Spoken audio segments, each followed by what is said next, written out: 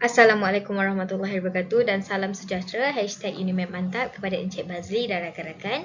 Dalam kursus Bahasa Melayu SMB 41002, kami diberi tugasan secara berkumpulan untuk membuat pembentangan. Jadi kumpulan kami memilih nombor 4 iaitu proses pembentukan kata ganda dan kata akronim dalam teks ucapan Perdana Menteri Malaysia. Jadi tanpa melengahkan masa, marilah kita ke slide yang seterusnya. Baiklah, dalam slide yang seterusnya ini, saya akan memperkenalkan ahli kumpulan saya yang terdiri daripada Muhammad Fakrul Hasmi bin Faizul daripada Teknologi Automotif. Seterusnya, saya sendiri Nur Adila binti Mustafa Kamal daripada Teknologi Automotif. Seterusnya, Muhammad Syaifi bin Muhammad Nur juga daripada Teknologi Automotif. Seterusnya, Lozita binti Binjil juga daripada Teknologi Automotif. Dan akhir sekali, Prashan Sigaran G, anak lelaki G, Guna Sigaran daripada Kejuruteraan Mekanikal. Seterusnya, saya akan membahaskan tentang pembentukan kata dalam pembentangan kali ini. Seperti semua orang tahu, pembentukan kata dalam bahasa Melayu sangatlah banyak. Jadi, kami memfokuskan kepada dua saja, iaitu kata ganda dan juga kata akronim. Untuk lebih dalam lagi, saya akan serahkan slide kali ini kepada Encik Syafiee. Sekian, terima kasih. Terima kasih kepada Nur Adila. Seterusnya, saya akan mulakan dengan kata ganda. Apa itu kata ganda? Kata gandaan. Kata gandaan ialah proses pengulangan perkataan. Selain itu, kata ganda ialah kata yang terbentuk daripada kata yang digandakan, sama ada sebahagian atau seluruhnya. Lepas itu, proses pengulangan ini berlaku pada seluruh perkataan ataupun pada bahagian-bahagian tertentu dalam perkataan tersebut.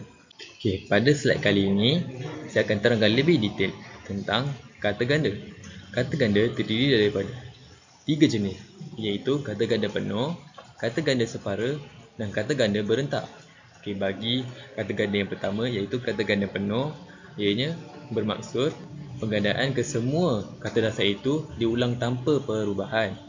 Sebagai contoh, perkataan bunga menjadi bunga-bunga, rajin menjadi rajin-rajin. Bagi kata ganda yang kedua pula iaitu kata ganda separa. Ianya bermaksud proses menggandakan sebahagian daripada kata dasar sahaja. Sebagai contoh, laki bergabung dengan lalaki menjadi lelaki. Yang kedua iaitu rambut. Rambut bergabung dengan rambut dan menjadi rambut. Bagi kata ganda ketiga pula iaitu kata ganda berentak. Bermaksud proses menggandakan satu kata dasar itu mengikut rentak bunyi, sama ada ianya diulang ataupun diubah. Kata ganda berentak mempunyai 3 jenis. Yang pertama, penggandaan berentak pengulangan vokal. Sebagai contoh, kuih muih, lauk pauk. Jenis yang kedua pula iaitu penggandaan berentak pengulangan konsonan. Sebagai contoh, batu-batuan, gunung ganang. Terima kasih Syafie atas pembentangan tadi. Sekarang saya akan sambung pembentangan ini dengan kata akronim. Kata akronim terbentuk dengan gabungan huruf awal suku kata. Selain itu, jenis kedua kata akronim merupakan gabungan huruf awal dan suku kata daripada satu rangkaian kata. Mengikut Tata Bahasa Dewan 2011, kata akronim ditulis serta dilafazkan sebagai perkataan yang utuh. Seterusnya, jenis pertama, kata akronim merupakan gabungan beberapa huruf awal rangkai kata. Lazimnya terdiri daripada nama khas. Kata akronim ditulis dengan huruf besar sepenuhnya seperti ABIM, iaitu Gabungan Angkatan Belia Islam Malaysia. Contoh kedua adalah IKIM, merupakan gabungan Institut Kefahaman Islam Malaysia. Jenis kedua kata akronim merupakan gabungan suku kata dengan huruf awal atau gabungan suku kata dengan huruf besar. Contohnya MARA, iaitu Gabungan Majlis Amanah Rakyat. Contoh kedua pula PERKOSOH, iaitu dari Gabungan Pertubuhan Keselamatan Sosial. Akhirnya, jenis ketiga, iaitu kata akronim menjadi gabungan suku kata dengan huruf kecil. Sebagai contoh, TABIKA, iaitu gabungan Taman Bimbingan Kanak-kanak. Manakala PAWAGAM pula gabungan Panggung Wayang Gambar. Sekian, terima kasih. Terima kasih kepada Shan atas penerangan yang diberikan. Seterusnya, saya akan sambung pada teks ucapan Perdana Menteri. Pada rangkap yang pertama, kita dapat lihat kata akronim, iaitu HBN 2021, iaitu dikenali sebagai Majlis Sambutan Hari Belia Negara 2021. Seterusnya, kita dapat lihat juga pada rangkap yang pertama, KBS, ataupun dikenali sebagai Kementerian Belia dan Sukan. Okey, seterusnya pada perenggan yang kedua, kita juga dapat lihat kata ganda, iaitu semata-mata. Kata yang ianya dikenali sebagai kata ganda berentak kerana sebutan akhir dan awal perkataan sama. Seterusnya pada slide yang kedua, kita dapat lihat pada perenggan pertama ada kata ganda berentak, iaitu bersama-sama. Kata ganda berentak ini yang dapat kita lihat ianya menambah imbuhan ber dan membuat pengulangan kata di awal ayat. Pada perenggan ketiga, kita dapat lihat program imunisasi COVID-19 kebangsaan ataupun PICK. Ianya termasuk dalam kata akronim kata nama khas kerana permulaan katanya huruf besar. Seperti kita boleh lihat PICK. Terima kasih saya ucapkan kepada Fakrul Hasmi di atas perkongsian sebentar tadi. Baiklah, saya akan meneruskan pembentangan mengenai huraian daripada teks Perdana Menteri Malaysia.